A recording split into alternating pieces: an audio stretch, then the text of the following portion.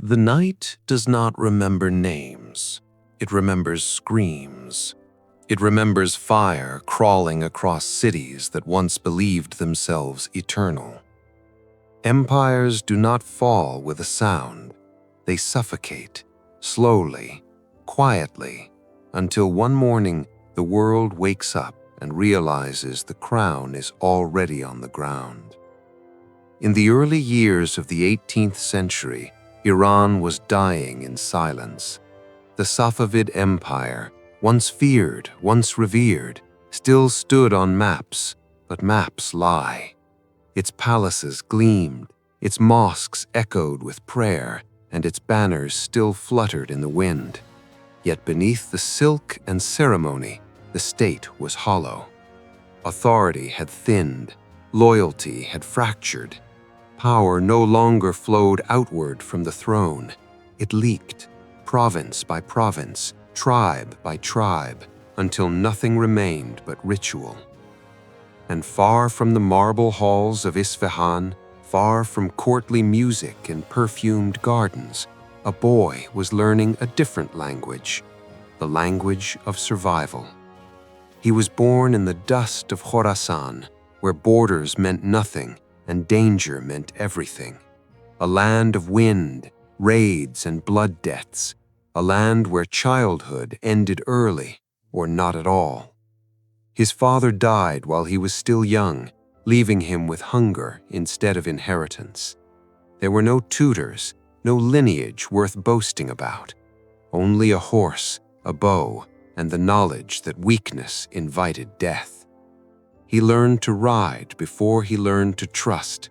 He learned to hunt because hunger demanded it. And he learned to fight because the world around him offered no mercy.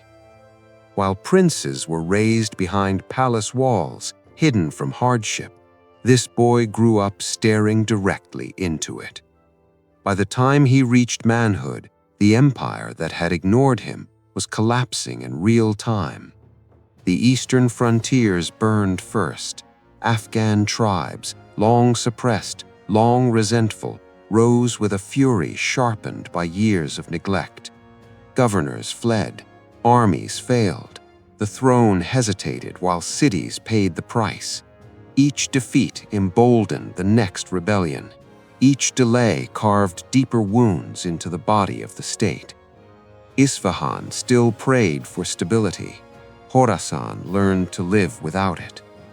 In this chaos, the boy became a soldier, not out of loyalty to a flag, but because war paid and survival demanded alignment with power, any power. He fought raiders, chased invaders, learned the rhythm of battle not from manuals, but from close calls and near death. Every skirmish taught him something courts never could: how men break, how leaders fail, how fear travels faster than orders. He watched commanders argue while enemies advanced. He watched noble blood panic faster than common men. And he remembered. When the empire's authority finally shattered, no announcement was made, no proclamation, no final decree. Governors simply stopped obeying. Tax collectors stopped delivering. Armies began answering only to those who could feed them. This is where most men disappear into history. This is where he began to rise. With no royal blood and no claim to destiny, he gathered fighters the only way possible, through results. Victory attracted loyalty. Discipline earned fear. Fear created order. Where the state had failed, he imposed structure with iron clarity. Submit and you were protected. Resist and you were erased.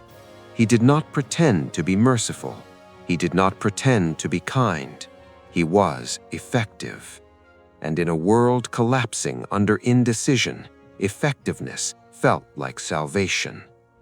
As the Safavid throne trembled and foreign powers circled like vultures, whispers began to spread across the eastern lands.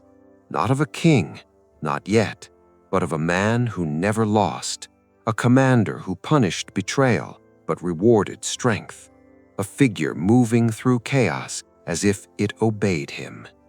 History rarely notices men like this until it is too late, and by the time the empire looked east, he was already standing where power used to be. The storm had found its center. Power does not announce itself. It settles in quietly, the way frost settles on a field before dawn. By the time people feel it, the ground is already frozen. In the east, the empire's voice had gone hoarse. Commands arrived late. Reinforcements never came. Governors spoke in the name of kings who could no longer protect them. The old system, built on ceremony and inherited authority, was collapsing under its own weight. Men no longer followed banners, they followed certainty. And certainty now had a name. He did not claim titles, he claimed outcomes. Roads once ruled by raiders became passable again. Villages that paid tribute were left untouched. Those that resisted were made examples of, swiftly, decisively, without apology.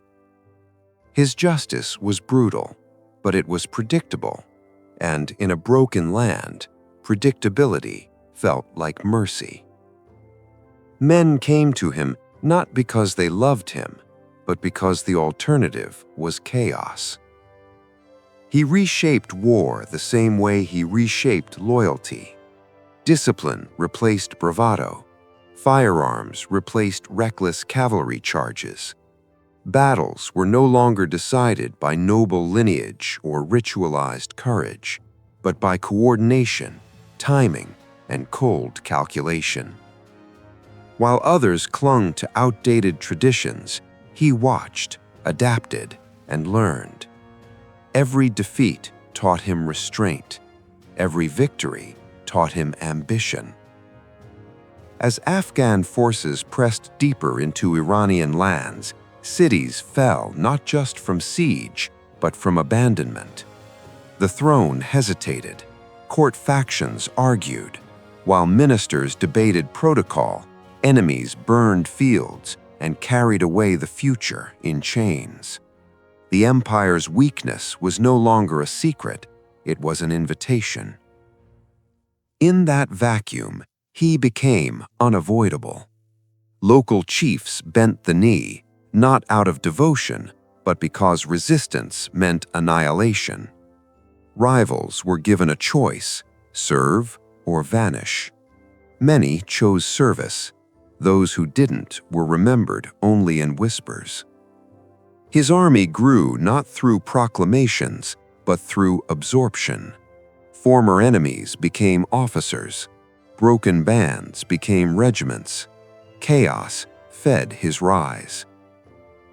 And still, he bowed when he needed to. When a surviving Safavid prince emerged, desperate to reclaim legitimacy, he knelt before him in public, not in submission, but in patience. He understood something the courts had forgotten. Symbols still mattered. Crowns could be borrowed. Authority could be staged. Real power waited behind the curtain. If you're still listening, stay with this story, because moments like this, quiet, fragile, easily missed, are where history truly turns. Together, they marched, not as equals, not as partners, but as illusion and substance, walking side by side. Victories followed quickly. Cities opened their gates. Pretenders fell. Rivals vanished. With each success, the prince looked smaller and the commander larger. Jealousy followed. It always does. Whispers filled the camp. Courtiers warned the prince of betrayal. Letters were sent. Orders countermanded. Plots formed in the dark. And for the first time, the man who had mastered battle faced something more dangerous than armies: doubt. When the break finally came, it was swift and ugly. The prince fled. Declarations of treason spread across the land. But proclamations mean little when swords are already drawn. The confrontation ended not with execution, but forgiveness, a choice that confused everyone. He spared the prince not out of kindness, but calculation. The symbol still had value. The crown still opened doors, and patience, once again, proved stronger than rage. To the outside world, the Safavid order appeared to be returning. To those watching closely, something far more dangerous was happening. A man without a crown was learning how to rule an empire.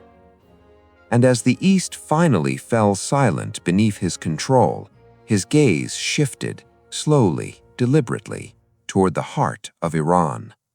Because Esfahan still stood, and whoever claimed it would decide what survived. Cities sense approaching fate long before armies appear.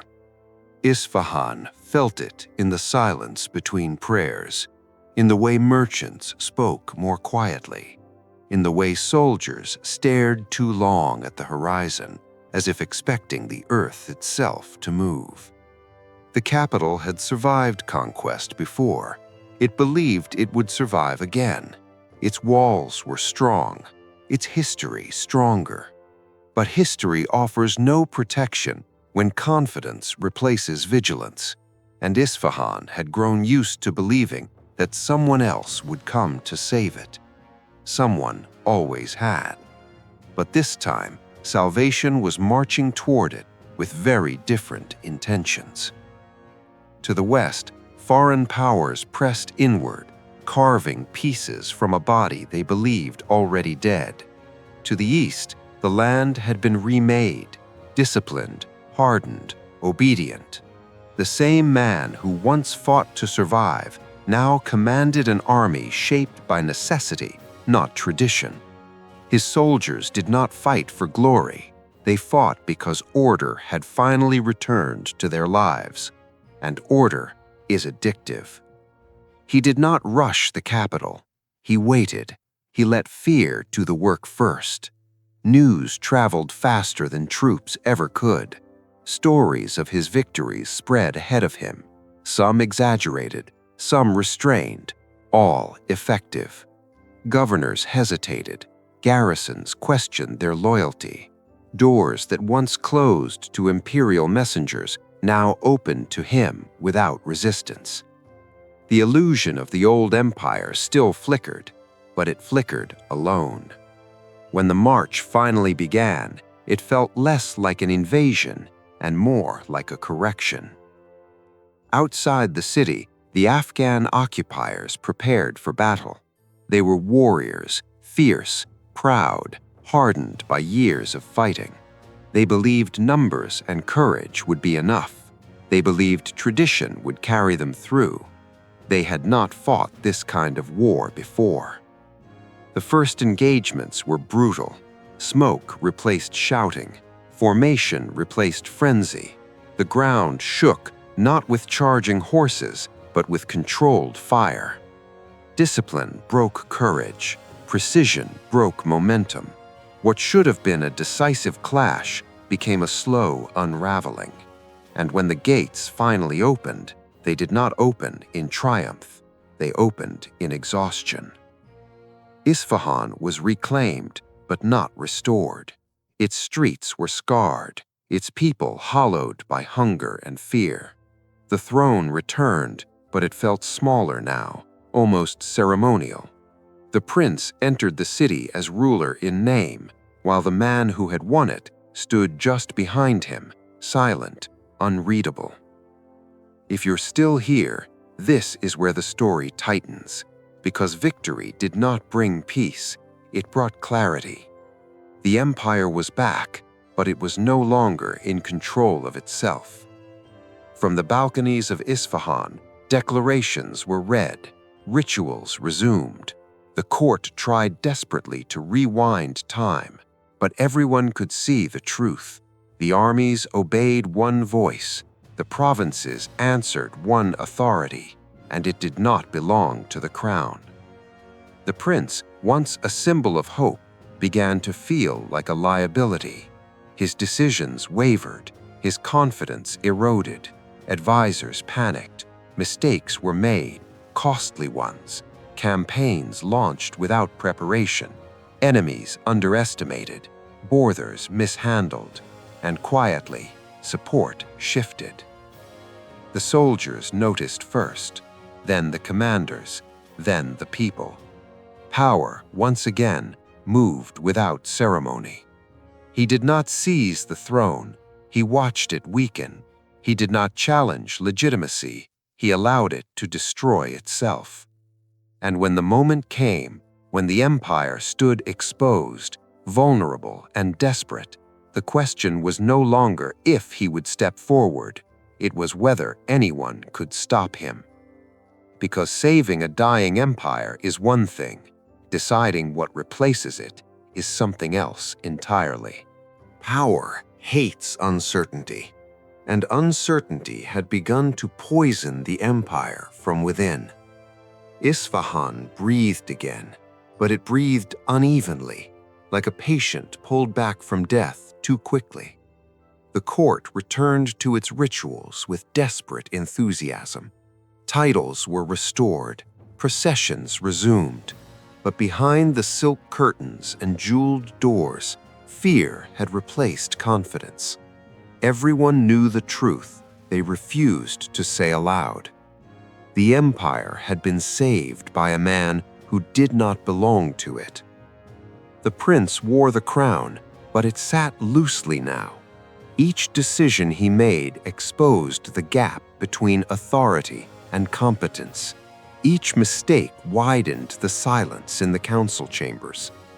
The generals listened politely and then waited for another voice.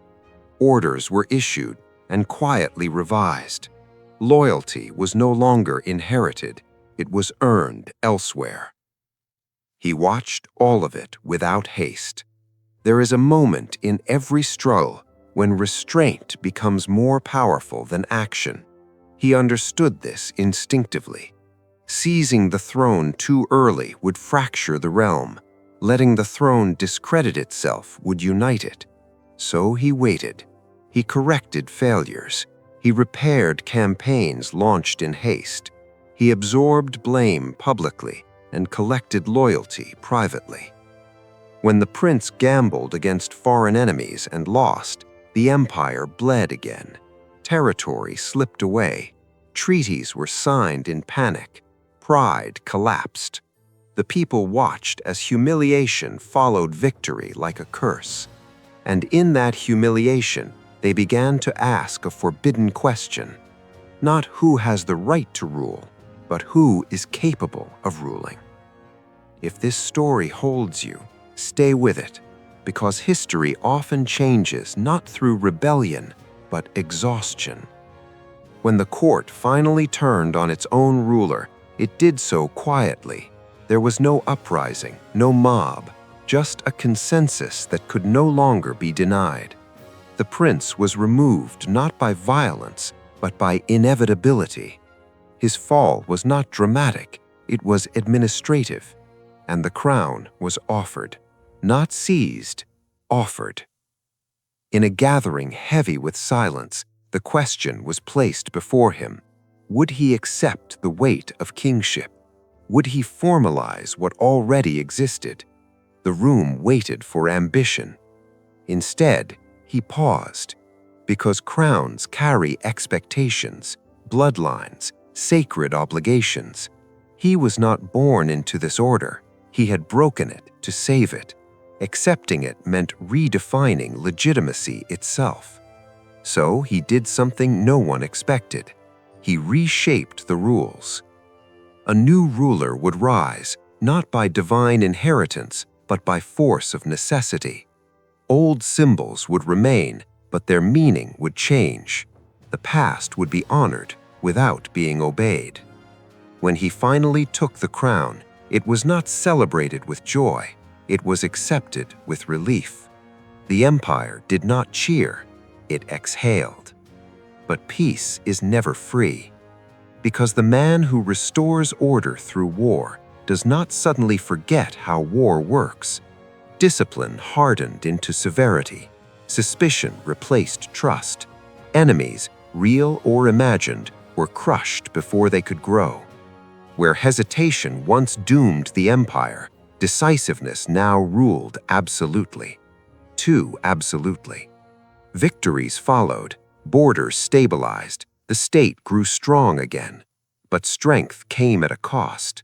Fear returned, not from chaos, but from control. Those closest to power learned to speak carefully. Silence became survival. The crown had been secured, but something else had been unleashed. Because empires do not fear conquerors forever. They fear rulers who stop listening. And far from the throne room, beneath the banners of restored power, the first cracks were already forming, quiet, invisible, and deadly. The kind history only notices when it's too late. Power, once secured, does not rest. It presses down. The victories kept coming. Enemies fell back. Borders hardened. The empire, reborn through iron, stood tall again. Roads were safe. Taxes flowed. Armies moved with terrifying efficiency.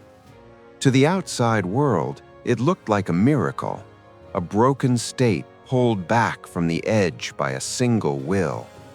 But inside the palace, something darker took root. Rulers forged by chaos never fully escape it.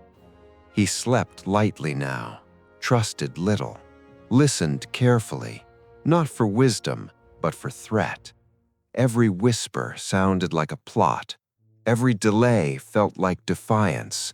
The same instincts that once saved his life on the battlefield now ruled the empire. And battle instincts are not built for peace. Punishment became preventative. Mercy became suspicious. Control became absolute. Courtiers disappeared. Generals fell from favor overnight. Men who had bled beside him learned how fragile loyalty could be. Even family ties offered no protection. The crown had not softened him, it had sharpened him. Fear returned to the empire, but this time it wore a uniform. Campaigns continued beyond necessity. Wars were launched not because the state required them, but because momentum demanded them. Each victory fed expectation. Each conquest raised the cost of stopping. The empire expanded again, not cautiously, but relentlessly. And the people paid. Taxes deepened, conscription widened, villages emptied. Triumph parades passed through cities where grief had no voice. No one questioned success, but many questioned survival. Strength was undeniable, stability undeniable, but peace? Peace never came. If you're still with this story, understand this moment, because history often remembers conquerors by the lands they took, not the toll they demanded. Inside the ruler's mind, isolation grew. Trust evaporated. Even celebration felt like deception. The man who once read battlefields perfectly now misread silence. He heard conspiracies in pauses, betrayal in loyalty. The crown became a prison with invisible walls, and prisons breed violence. Executions multiplied. Suspicion hardened into policy. The court learned to agree quickly. The army learned to obey without question. The empire functioned flawlessly and humanely less and less. Then came the first fracture. A rebellion, small, desperate, almost symbolic. It should have been resolved quietly. Instead, it triggered something deeper. Rage replaced calculation. Retaliation escalated beyond necessity. Cities were punished to make a point no one had dared to challenge. Fear did not disappear, it spread. From that moment on, the empire remained strong but brittle. Obedience was enforced, not earned, and everyone sensed it. Soldiers murmured in camps. Officers hesitated before delivering news. The ruler no longer inspired confidence, he inspired caution. And caution breeds distance. Surrounded by guards, advisors, and banners, he became utterly alone. The same hands that had lifted the empire now squeezed it too tightly, and like anything held too firmly, something had to give. Because power can conquer nations, but it cannot conquer its own shadow. And in the quiet moments, between campaigns, between accusations, the shadow was growing closer, closer than any enemy ever had. Empires do not announce their endings. They grow quiet. The camps still marched. Orders were still obeyed. Banners still rose with the sun. But something had shifted beneath the rhythm of obedience. The fear that once enforced unity now hollowed it.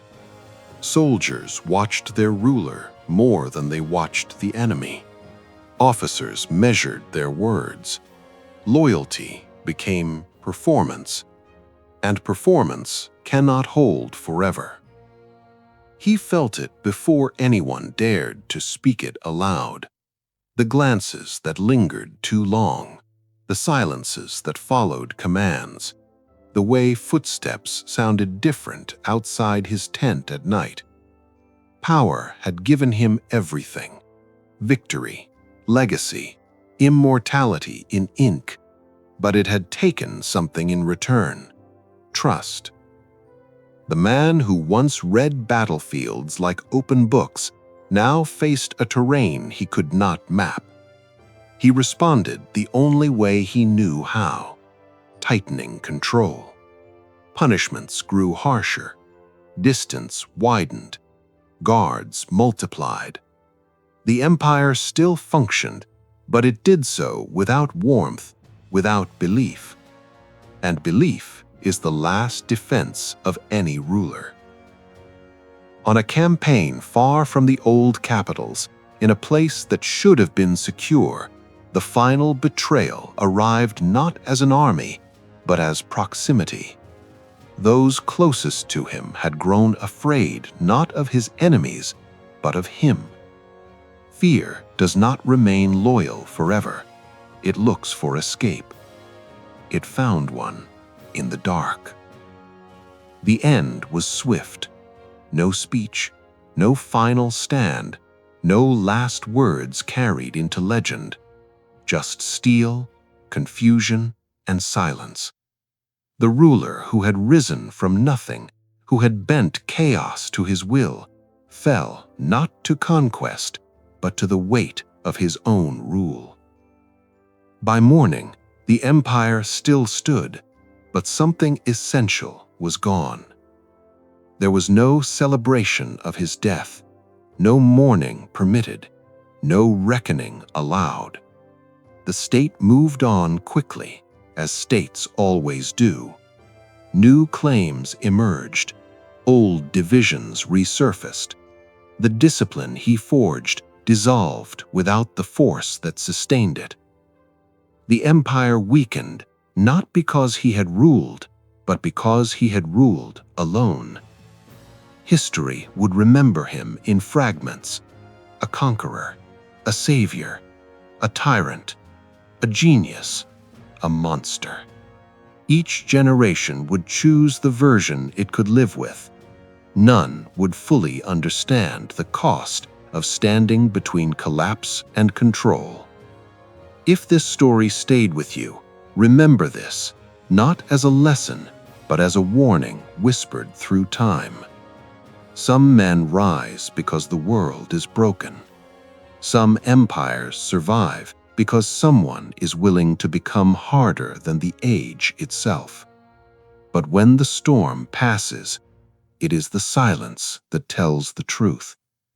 And in that silence, the empire he saved returned, slowly, inevitably, to the dust from which he once rose.